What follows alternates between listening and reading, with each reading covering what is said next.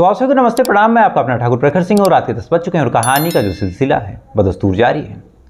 आमतौर पे किसी भी लव स्टोरी में, खासकर जब कहानियाँ थोड़ी पुरानी हो जाती हैं प्रेम प्रसंग की, और ऐसे हाल में अगर लड़की की कहीं शादी फिक्स हो जाए, खासकर लड़की वाले ही साइड में ज़्यादा होता है, क्योंकि आमतौर पर लड़कों के लिए लोग इंतज़ार करते हैं परिवार वाले, लड़कियों के केस में आज भी कम करते हैं। तो जब लड़की की कहीं शादी फिक्स होती है तो फिर अगर प्रेमी सच्चा है तो दबाव बनाता है, कहता है कि नहीं तुम शादी मत करो, तुम परिवार वालों के आगे मना कर दो, मेरे साथ भाग चलो। अब कई कंडीशन ऐसी भी होती हैं कि लड़की एकदम मजबूर हो जाती है, कहती है कि नहीं मैं घर वालों के सामने कुछ बोल नहीं सकती, कुछ कह नहीं सकती। अब इन सब चीज़ों में फिर लड़के को ये लगने लगता है कि जो लड़की है वो मुझे धोखा दे रही है और शायद मेरी परिस्थिति की वजह से मुझसे शादी नहीं करना चाहती। इसके बाद कई बार ऐसा होता है कि जो लड़का होता है लड़की से कहता है कि ठीक है इतने दिन का रिश्ता था, इतने दिन की चीज़ें थी, इसलिए एक बार आओ और मुझसे मिलो और थोड़ा वक्त, थोड़े हसीन लम्हे हम लोग फिर से गुजारते हैं साथ में, उसके बाद तो तुम्हारी शादी हो जाएगी, फिर हमारा तुम्हारा कोई संपर्क रहेगा नहीं। अब लड़की भी यहाँ पे दो तीन चीज़ें सोचती है कि अब ऐसे हाल में अगर लड़का ज़िद्दी है, क्या पता शादी में कोई बवाल खड़ा कर दे, इससे पहले कि कोई बवाल खड़ा करे कोई कुछ और करे, इससे मिलूंगी, इसको समझाऊंगी ताकि मेरी जो शादी है ठीक ठाक हो जाए। अब शायद कहीं ना कहीं ये लड़की की सोच उसके लिए एक तरह से काल भी बन जाती है। और आज एक ऐसी ही कहानी सामने आई। दरअसल गाजियाबाद में एक थाना लगता है, वेब सिटी थाना। इसी थाना क्षेत्र में एक होटल है, अनंत होटल, और इसी होटल में अभी 20 तारीख की बात है, एक शख्स जिसका नाम है दानिश पुलिस वालों के साथ पहुंचता है। अब पुलिस वालों को देखते ही पहले तो होटल वाले सकते में कि पुलिस कहाँ से आ गई, फ़ौरन पूछते हैं कि क्या हुआ साहब। तो फिर पुलिस वाले और दानिश बताते हैं कि इस होटल में जो कमरा नंबर 209 है उसमें एक लड़की की डेड बॉडी पड़ी हुई है। अब ये चीज़ जब होटल मैनेजमेंट सुनता है तो सुनने के बाद एक तरह से उसके होश भागता कि ये क्या। लेकिन अब पुलिस भी आई थी तो फिर पुलिस को लेके जो होटल प्रशासन है फ़ौरन कमरा नंबर 209 में जाते हैं, और जब जाते हैं तो देखते हैं कि सच में एक लड़की की डेड बॉडी पड़ी हुई है। अब ये चीज़ जैसे देखते हैं तो पहले तो पुलिस वाले बॉडी को कब्जे में लेते हैं, सबको बाहर निकालते हैं, कमरे को चेक करते हैं। लेकिन फिर सवाल यही उठता है कि पुलिस को तो ठीक है, लेकिन ये जो शख्स था जिसका नाम था दानिश, इसको कैसे पता। तो जब दानिश से पूछताछ हुई तो फिर दानिश ने पूरी कहानी बताई और कहा कि ये जो लड़की है ये कोई और नहीं, मेरी बहन है जिसका नाम है शहजादी। शहजादी एक लड़के जिसका नाम है अजहरुद्दीन, उससे प्यार करती थी।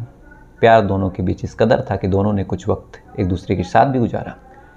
कई सालों से एक दूसरे को जानते थे, एक दूसरे को पसंद करते थे, एक दूसरे से निकाह भी करना चाहते थे। लेकिन अजहरुद्दीन की जो आदतें थी, जो उसका रवैया था, कहीं ना कहीं शहजादी के घर वालों को पसंद नहीं आया। इसलिए शहजादी के घर वालों ने मना कर दिया, कहा कि तुम्हारी शादी नहीं करवाऊंगा। इसके बाद अजहरुद्दीन दबाव बनाने लगा, लेकिन इधर शहजादी मजबूर थी, परिवार वालों के खिलाफ जा नहीं सकती थी। तो फिर जब तमाम कोशिशें अजहरुद्दीन करके थक जाता है तो फिर अंत में शहजादी को कहता है कि एक काम करो, क्योंकि इधर शादी भी पड़ चुकी थी शहजादी की, और इसी नवंबर में 12 नवंबर को उसकी शादी थी, यानी 20 तारीख से टोटल 12 दिन बाद। अब 22 दिन बाद टोटल शादी थी। 12 नवंबर को शहजादी से वो कहता है कि यार इतने दिन हम लोग साथ में रहे, इसलिए एक आखिरी बार मुझसे मिल लो। अब ये ऑफ़र जब शहजादी सुनती है तो उसे भी लगा कि जो अजहरुद्दीन है, इससे पहले कि निकाह में आए कोई बवाल खड़ा कर दे, कोई बेइज्जती करवा दे, तो अगर कह रहा तो मिलने में कोई हर्ज है नहीं। बस इसी सोच के साथ शहजादी मिलने चली जाती है। होटल में अजहरुद्दीन और शहजादी एक साथ जाते हैं। रात में इन दोनों के बीच झगड़ा होता है और गुस्से में अजहरुद्दीन शहजादी का कत्ल कर देता है, और कत्ल करने के बाद सुबह सुबह निकलता है, काउंटर पे चाबी जमा करता है। उसके बाद अजहरुद्दीन ही शहजादी के भाई दानिश को फ़ोन करता है और कहता है कि मैंने सारा खेल ख़त्म कर दिया और जाओ और अपनी बहन की डेड बॉडी को वहाँ से कलेक्ट कर लो। अब ये सारी चीज़ जब पुलिस वाले सुनते हैं, फिलहाल अजहरुद्दीन के पीछे पड़े हैं। लेकिन ये तमाम चीज़ें मैंने आपको इसलिए बताई क्योंकि आमतौर पे एक ट्रेंड हो गया है कि लड़कियां खुद सोचती हैं कि सारे मामलों को हम खुद टैकल कर लेंगे। लेकिन कहीं ना कहीं अब अपना प्रेमी है तो आप उसको बुरा नहीं समझेंगे, लेकिन कुछ चीज़ों को आपको समझना चाहिए कि उसका इरादा क्या है। और वैसे भी शादी के महज 22 दिन पहले किसी लड़के के साथ होटल में जाना, ये अपने आप में अगर पता चल जाता उन पक्ष वालों को भी तो वो भी शायद शादी तोड़ देते। ये तमाम चीज़ें सोचनी चाहिए थी, और अगर सोचती तो शायद ज़िंदगी बच सकती थी। खैर ये कहानी थी, मुझे लगा आपको ज़रूर सुनानी चाहिए। अब आते हैं आज की कहानी का रुख करते हैं, और आज की कहानी पहली ही कहानी जैसी है, लेकिन इस कहानी में अंजाम और परिणाम ये दोनों अलग होते हैं, और पूरी कहानी भी कहीं ना कहीं अलग हो जाती है। तो सीधा सीधा इस कहानी का रुख करते हैं और इस कहानी की जो शुरुआत होती है वो होती है राजस्थान के कोटा से। राजस्थान के कोटा में एक थाना लगता है, नाता थाना, और इसी नाता थाने में एक गांव है जिसका नाम है गणेशपाल गांव। बात इसी अक्टूबर महीने की है।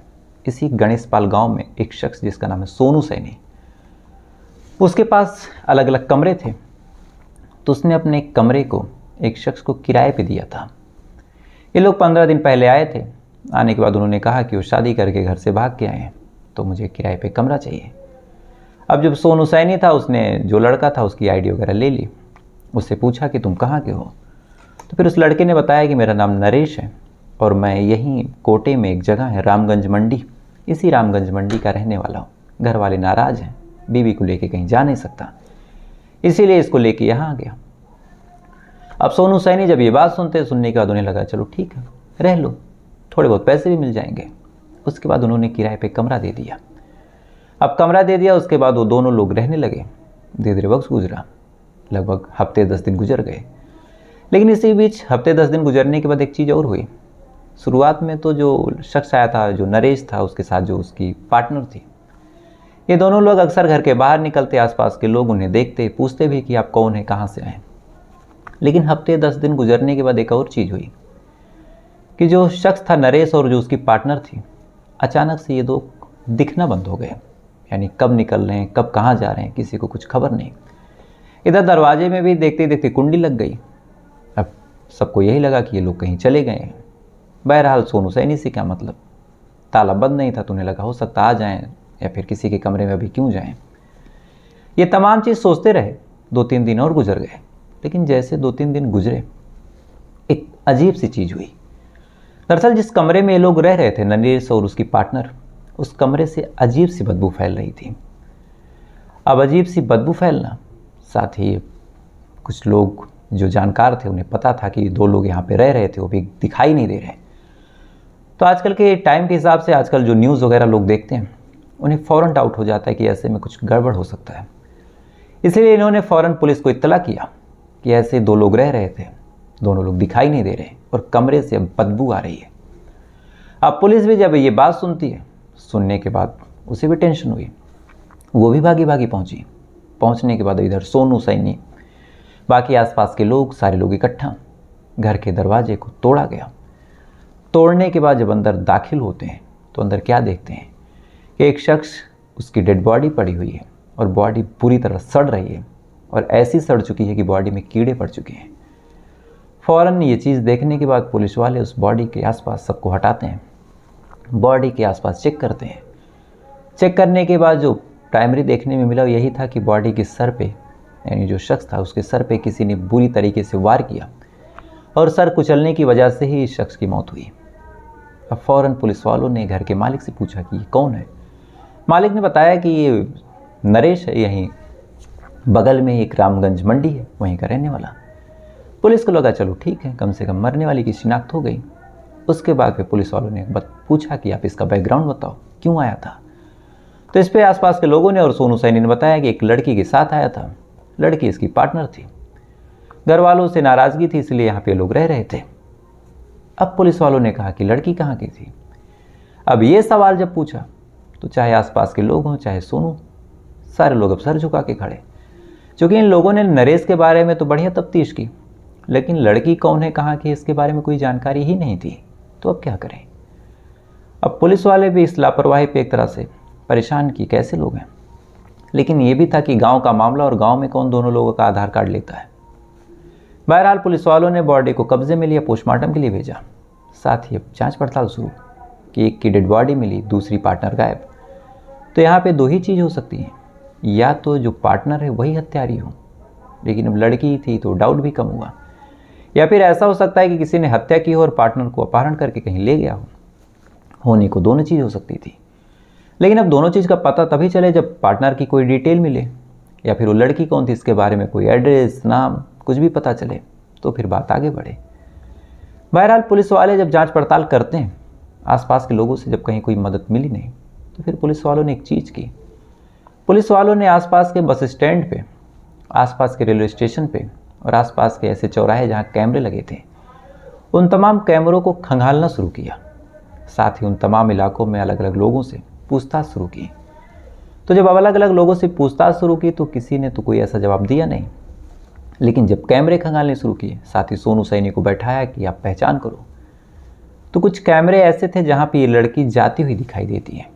सोनू सैनी ने फ़ौरन बताया कि ये तो वही लड़की है। अब जब लड़की की पहचान हो गई तो फिर पुलिस वालों ने पूछा कि कहाँ जा रही है, बस स्टैंड वालों से। तो जब बस स्टैंड वालों से पूछा गया तो फिर पुलिस वालों को पता चला कि ये लड़की मध्य प्रदेश जा रही है। इसके बाद फिर मध्य प्रदेश की पुलिस से इन पुलिस वालों ने कांटेक्ट किया। साथ ही इधर बस स्टैंड वालों से पूछा कि ये लड़की कहाँ गई होगी। साथ ही जो मरने वाले के परिवार वालों थे, जब उनसे पूछताछ की गई कि आपका लड़का किसके साथ संबंध में था, तो फिर परिवार वालों ने जब बताया तो यही कहा कि जो उनका लड़का नरेश था वो किसी किरण नाम की लड़की से संपर्क में था। और ये किरण मध्य प्रदेश के एक जगह लगती है धार, वहाँ की रहने वाली है। और एक चीज़ और बताई कि जो किरण है वो पहले से शादीशुदा है, इसीलिए परिवार वाले नाराज़ थे। तो ये चीज़ जब पुलिस वालों को पता चली तो पुलिस वालों ने फ़ौरन मध्य प्रदेश के धार जिले में पता करना शुरू किया कि किरण कौन है जो गायब है कुछ दिनों से। साथ ही उसकी शादीशुदा ज़िंदगी थी और अपने पति को छोड़ के गायब है। अब एक ज़िले में अमूमन कितने थाने, बहुत होंगे 50 या फिर उससे भी कम। तो अलग अलग थानों में इत्तला किया गया कि भैया आप डिटेल निकालो कि कौन ऐसे लोग हैं जिनकी बीवी का नाम किरण है, जिनकी बीवी उनको छोड़ के चली गई है। अब अलग अलग थानों में जब ये ऊपर से आदेश हुआ तो अलग अलग थाने वालों ने भी पता करना शुरू किया अपने अपने मुखबिरों से कि ऐसे कौन लोग हैं जिनकी बीवी पहले तो गायब है, छोड़ चुकी है, दूसरा उसका नाम किरण है। तो ये तमाम चीज़ें जब पुलिस वाले जीरो इन करते गए, फिल्टर आउट करते गए, तो फिर किरण देवी की अंत में पहचान हो जाती है। और जो पहचान हुई वो किरण और उनके पति का नाम दीपक था, इसी रूप में हुए। उसके बाद पुलिस वालों को लगा कि चलो अब दीपक से ही पूछताछ करते हैं, क्या पता कुछ जानकारी मिल जाए। क्योंकि ये जाते हुए भी यहीं दिखाई दी थी कि मध्य प्रदेश गई है, तो फिर पुलिस वालों को लगा कि हो सकता है कि पति के पास गई हो। इसके बाद पुलिस वालों ने अब दीपक से कांटेक्ट किया, दीपक से पूछा कि क्या आपकी बीबी आपके पास आई थी या फिर कहाँ है, आपको कोई जानकारी है। तो जब दीपक से पूछताछ की गई तो दीपक ने एक बड़ी चौंकाने वाला आंसर दिया। दरअसल दीपक कहता है कि हाँ साहब, आई तो थी, लेकिन उसने जैसा कर्म किया था मेरे साथ, जो कुछ उसने किया था, उसके बाद मैंने उसको भगा दिया और कहा कि तुम मेरे पास रह नहीं सकती। अब यहाँ से कहाँ गई ये तो मुझे नहीं पता, लेकिन हाँ मैंने अपने घर पे उसको पनाह नहीं दी। साथ ही दीपक पूछता है कि उसने क्या किया। इधर पुलिस वाले पूरा माजरा भी समझाते हैं। तो फिर दीपक कहता है कि साहब मुझे कोई आइडिया तो है नहीं कि कहाँ गई। अब ये चीज़ जब पुलिस वाले सुनते हैं तो अजब मुसीबत में। एक तो मामला राजस्थान में कोटा की पुलिस जांच पड़ताल कर रही है, महिला भाग के मध्य प्रदेश पहुंच चुकी है। वो भी ऐसा नहीं कि मध्य प्रदेश में कहीं शहर का मामला, अब गाँव में कहाँ छुपी है, कहाँ बैठी है, कुछ खबर भी नहीं। उतनी दूर जाना, जांच पड़ताल करना। बहरहाल अब जो राजस्थान की पुलिस थी और जो मध्य प्रदेश की पुलिस थी, इन दोनों ने साथ मिलकर काम करने का फैसला किया। साथ ही ये खबर निकालने की कोशिश की कि ये महिला जा कहाँ सकती है। महिला की जो तस्वीरें थी अब तक दीपक से ले ली गई थी, उन तस्वीरों को अलग अलग बस स्टैंड पे, अलग अलग रेलवे स्टेशन पे, अलग अलग जगहों पे रिक्शे वाले, ऑटो वाले, तमाम ऐसे लोग, उन लोगों से पूछताछ जब की गई तो इत्तेफाक से इस महिला का जो एड्रेस है वो मिल जाता है। अब महिला का जब एड्रेस मिला, पुलिस की टीम वहाँ गई। जाने के बाद वहाँ जब दबिश डालती है तो अंत में कुछ दिन गुजरने के बाद किरण देवी जो थी वो पुलिस वालों के हत्थे चढ़ जाती है। अब जब किरण देवी पुलिस वालों के हत्थे चढ़ी, हत्थे चढ़ने के बाद पुलिस वालों ने किरण से जब पूछताछ शुरू की तो शुरुआती पूछताछ में तो किरण ने इधर उधर की कहानी बताई, लेकिन जब पुलिस अपने पुलिसियापन पे आती है तो फिर किरण टूटती है और टूटने के बाद कहती है कि हाँ साहब मैंने ही मारा है। और फिर जब वजह पूछी गई तो उसने एक ऐसी वजह बताई जहाँ पे शुरू में ये लगता है कि लड़की की गलती है, फिर ये लगता है कि लड़के की गलती, फिर अंत में लगता है कि दोनों की गलती है। यानी पुलिस भी कंफ्यूज है अगर मोरल बैकग्राउंड पे देखें कि गलती किसकी है। दरअसल जो किरण थी उसकी लगभग 5 से 6 साल पहले दीपक से शादी हुई थी। शादी होने के बाद शादीशुदा ज़िंदगी आगे बढ़ी। आगे बढ़ने के बाद 2 बच्चे भी हुए। दीपक भी किरण को बेहद प्यार करता, किरण भी दीपक के साथ बेहद खुश थी। ठीक ठाक पैसा था, ठीक ठाक प्रॉपर्टी थी, कोई दिक्कत थी नहीं। लेकिन इसी बीच जहाँ पे लोग रहते थे वहीं पे एक शख्स आता है जिसका नाम था नरेश। नरेश आता है, वहीं पे काम करता है। काम करने के दौरान नरेश की जो मुलाकात है वो किरण से हो जाती है। अब मुलाकात होती है, मुलाकात होने के बाद दोनों के बीच नज़दीकियाँ हुई, नज़दीकी आगे बढ़ी, दोनों के बीच नंबर एक्सचेंज हुए। उसके बाद फिर दोनों बातचीत करने लगे। बातचीत करते करते दोनों को एक दूसरे की ऐसी लत लग गई कि फिर दोनों यही चाहने लगे कि एक दूसरे के साथ रहें। अब किरण अपने पति के पास रहना नहीं चाहती थी, इधर नरेश भी ये चाहता था कि किरण उसके पास रहे। फिर दोनों ने फैसला किया कि एक काम करते हैं, एक दूसरे के साथ भाग जाते हैं। अब ये फैसला किया, उसके बाद फिर दोनों ने आओ देखा न ताओ, किरण अपने दोनों बच्चों को, अपने पति को अपने ही घर पे छोड़ती है। छोड़ने के बाद इसी जनवरी फरवरी के महीने में नरेश के साथ भाग के पहुंच जाती है राजस्थान। अब पहुंचने के बाद अलग अलग जगहों पे लोग किराए के मकान में रहते, अलग अलग जगहों पे लोग काम करते। जो नरेश था वो पत्थर तोड़ने का काम करता, तो जहाँ जिस हिसाब से उसको काम मिलता उसी हिसाब से वो कमरे पे रहता, यानी खाना बदोश ज़िंदगी। बहरहाल पैसे नहीं थे, सारी चीज़ें ठीक ही ठाक थी, लेकिन किरण अपने आशिक के साथ खुश थी। लेकिन इस खुशी में भी कुछ दिनों बाद ग्रहण लग जाता है। दरअसल शुरुआत में तो सारी चीज़ें बिल्कुल ठीक चलती रही, लेकिन जैसे जैसे वक्त गुजर रहा था नरेश का जो असली रंग है वो सामने आ रहा था। शुरुआत में जब ये दोनों मिले और लिव इन में रहने लगे भाग के, तो फिर इन दोनों के बीच आए दिन फिजिकल रिलेशन बनते, जो कि आमतौर पे होना ही था। इन फिजिकल रिलेशन बनने के दौरान जो नरेश था अपने मोबाइल का कैमरा ऑन कर लेता और कहता है कि ज़िंदगी के हसीन लम्हे हैं, उनको कैद करना है। किरण भी उस टाइम विरोध करती नहीं, बहुत सारे वीडियो, बहुत सारे फोटोग्राफ्स बन जाते हैं। लेकिन जैसे जैसे वक्त गुजरता है तब जाके किरण को समझ में आता है कि ये फ़ोटो, ये वीडियोग्राफ्स तो इनको बनाने का जो पर्पस था वो कुछ दूसरा ही था। कुछ टाइम गुजरने के बाद जो नरेश था वो किरण को ब्लैकमेल करने लगता है और कहता है कि अपने पति से तुम पैसे मांगो, और अगर नहीं मांगोगी तो ये फ़ोटो, ये वीडियोग्राफ्स मैं सोशल मीडिया पे डाल दूंगा, तुम्हारे पति की भी बदनामी होगी और तुम्हारी भी बदनामी होगी। अब ये चीज़ जब किरण सुनती है तो एक तरह से तो उसके पैरों तले ज़मीन खिसक गई कि भैया जिस शख्स के लिए मैंने अपने दोनों बच्चों को छोड़ दिया, अपने पति को छोड़ दिया, वो आज मुझे मेरे ही वीडियो के नाम पे ब्लैकमेल कर रहा। अब इसे कुछ समझ नहीं आ रहा कि जाए तो जाए कहाँ। पति से कुछ कह नहीं सकती थी, क्योंकि पति को ये छोड़ के भागी थी और कोई संबंधी इससे बात करने को तैयार नहीं था, तो ये पैसे लाए कहाँ से। इधर लगातार नरेश जो था दबाव बना रहा था कि पैसे लाओ, पैसे नहीं दोगी तो मैं वायरल कर दूंगा। तो इसे कसमुकस में उलझती रही। इसे कसमुकस में इसे लगा कि शायद जो फैसला इसने प्रेम प्रसंग में आके किया था वो कहीं ना कहीं इसकी ज़िंदगी का सबसे खराब फैसला था। अब यहीं से इसको नरेश से नफरत भी हो गई, लेकिन करे क्या, वीडियो उसके पास था। वो लगातार ब्लैकमेल करने लगा, लगातार टॉर्चर करने लगा। एक दो फोटो, एक दो वीडियोग्राफ्स उसने पति के पास भेज भी दिए। अब इसे कहीं ना कहीं लगने लगा कि ये फंस चुकी है, और अगर कुछ इसने किया नहीं तो शायद ये वीडियो और फोटोग्राफ्स के नाम पे लगातार ब्लैकमेल होती रहेगी। तो फिर ये क्या करे, तो फिर इसने प्लान बनाया कि अब मैं कत्ल करूँगी। लेकिन कत्ल करने का भी तरीका इसने सोचा कि ऐसा करूँ कि मैं कर भी ले जाऊँ, क्योंकि अब नरेश ऐसा नहीं था कि पतला दुबला सा कोई शख्स है कि तुम चाकू लेके जाओगी मार लोगी। फिर बाकायदा इसने प्लान बनाया। सबसे पहले नवरात्रि के पहले दिन इसने अपने घर में दुर्गा माता की एक प्रतिमा और एक कलश की स्थापना की। अब उसी के सामने रात भर ये बैठी रही, पूजा पाठ करती रही, ताकि नरेश को यकीन हो जाए कि ये रात भर पूजा पाठ करेगी 9 दिन तक। उसके बाद अगले दिन भी ये बैठी रहती है। बैठे रहने के बाद लगातार ये पूजा पाठ करती रहती है। नरेश आता है, खाना खाता, उसे लगा कल की तरह आज भी ये पूजा पाठ करेगी। नरेश सो जाता है और इसी चीज़ का इंतजार कर रही थी कि ये जगती रहे और नरेश सो जाए। अब सोती हालत में फ़ौरन एक बड़ा सा पत्थर उठाती है, और इससे पहले कि नरेश जो था उसकी आंखें खोली हो कुछ समझ पाए, उस पत्थर से ये अपने नरेश के ऊपर वार करती है और सर तब तक कुचलती है जब तक नरेश की मौत नहीं हो जाती। अब नरेश मर चुका था, अब इसे भागना था, तो फ़ौरन ये घर से निकलती है, दरवाजे पे कुंडी लगाती है, बस स्टैंड जाती है, वहाँ से बस पकड़ती है और भाग के पहुँच जाती है मध्य प्रदेश में अपने पति के पास। लेकिन जब तक ये पति के पास पहुँचती, जब तक अपनी सफाई या फिर अपनी बातें रखती है, पति जब देखता है तो फ़ौरन भगा देता है, कहता है कि मेरे पास तुम्हारी कोई जगह नहीं है, जहाँ से आई थी वहीं चली जाओ। ये कुछ बताती नहीं और इसे लगा कि शायद पति भी साथ नहीं है, तो वहाँ से भाग जाती है। इधर जो बॉडी है कमरे के अंदर सड़ती रही। जब कीड़े पड़ गए और बदबू तेज हुई तो फिर आसपास लोगों को भनक लगी, और आसपास के लोगों ने फिर पुलिस को इत्तला की, और पुलिस वालों ने एक जॉइंट ऑपरेशन करके इस पूरे केस को सुलझाया। फिलहाल पुलिस वालों के सामने इस महिला ने अपना इकबाल जुर्म कर लिया है। अब इसके खिलाफ चार्जशीट बनेगी, सारी चीज़ें होंगी, जो होना होगा। लेकिन जो मैंने शुरू में कहा कि गलती शुरू में कभी लगा लड़के की है, फिर लड़की की है, और अंत में कत्ल हुआ और ये तमाम चीज़ें हुई। तो फिलहाल ये थी पूरी कहानी। अब आपसे कल फिर मुलाकात हुई किसी दूसरी कहानी के साथ। तब तक अच्छे रहिएगा, खुश रहिएगा, अपना ख्याल रखिएगा, अपने देश का ख्याल रखिएगा। जय हिंद, वंदे मातरम।